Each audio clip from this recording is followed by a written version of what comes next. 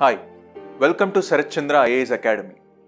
ఈరోజు టాపిక్ మనం డిస్కస్ చేయబోయే టాపిక్ ఏంటంటే డిజిటల్ డేటా ప్రొటెక్షన్ యాక్ట్కి సంబంధించిన రూల్స్ అనేది నోటిఫై చేసింది గవర్నమెంట్ ఆఫ్ ఇండియా. అసలు main digital data protection act అంటే ఏంటి, ఏ కమిటీ రికమెండ్ చేయడం వల్ల ఇది తీసుకొచ్చారు, థర్డ్ ఈ రూల్స్లో ఏ ప్రొవిజన్స్ ఉన్నాయి, అసలు డిజిటల్ ప్రొటెక్షన్ ఎందుకు కావాలి ఇండియాకి, ఈ సార్ట్ ఆఫ్ ఇష్యూస్ అనేది మనం డిస్కస్ చేద్దాం.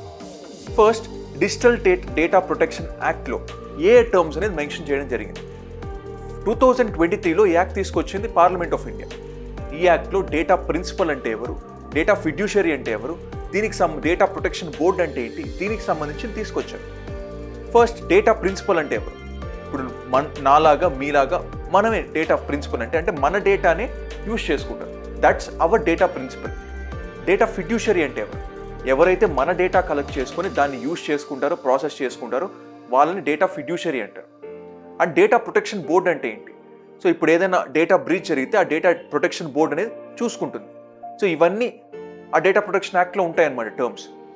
దెన్ డేటా ప్రొటెక్షన్ రూల్స్ అనేది తీసుకొచ్చారు. 2025 తీసుకొచ్చారు. 2023లో యాక్ట్ వస్తే రూల్స్ అనేది 2025లో తీసుకొచ్చారు. సో ఆ రూల్స్లో ఏమేమి మెన్షన్ చేశారో ఇప్పుడు చూద్దాం. ఫస్ట్, మనం యూజర్స్ కదా, ఇప్పుడు మనమే మన డేటాని వాళ్ళకి ఇస్తున్నాం.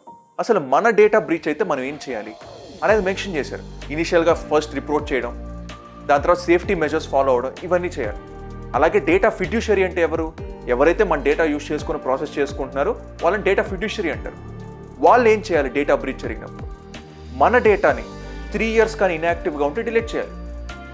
దాంతోపాటు ఆ డిలీట్ చేసే ముందు 48 hours ముందు మనకి ఇంటిమేట్ చేయాలి, డిలీట్ చేస్తున్నాను ఈ డేటాని. ఒకవేళ యూజ్ లేకపోతే డిలీట్ చేయడమే ఇంపార్టెంట్ అనమాట. రైట్ టు డిలీట్ ప్రొవిజన్ అనేది తీసుకొచ్చారు డిజిటల్ డేటా ప్రొటెక్షన్ రూల్స్లో. Then third, digital protection board అనేది ఏం చేస్తుంది, అదేంటంటే 72 hours ఒక డీటెయిల్ రిపోర్ట్ తయారు చేస్తుంది. ఇప్పుడు ఎప్పుడైనా బ్రీచ్ జరిగితే డిలే లేకుండా యాక్షన్ తీసుకుంటుంది. అది డిజిటల్ డేటా ప్రొటెక్షన్ బోర్డ్ చేస్తుంది. అలాగే మనకు ఆ రూల్స్లో ఏం మెన్షన్ చేశారంటే డొమెస్టిక్ కంటెంట్ అంటే మన డేటాని డొమెస్టిక్గానే స్టోర్ చేసుకోవాలి, లోకల్గానే స్టోర్ చేసుకోవాలి అనే ప్రొవిజన్ కూడా మెన్షన్ చేశారు. దీంతో పాటు పెనాల్టీస్ కూడా మెన్షన్ చేశారు.